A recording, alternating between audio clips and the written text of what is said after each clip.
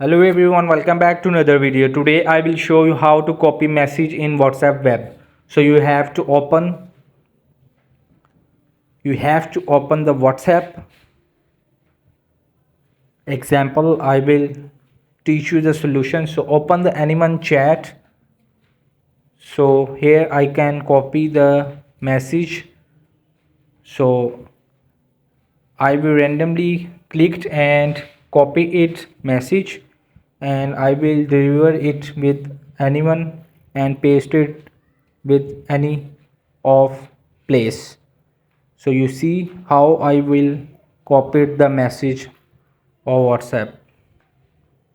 So again I will teach you. You have to hold the message, and on the top is the copied option, and you will, when copied, you will paste it with anywhere, like when someone message.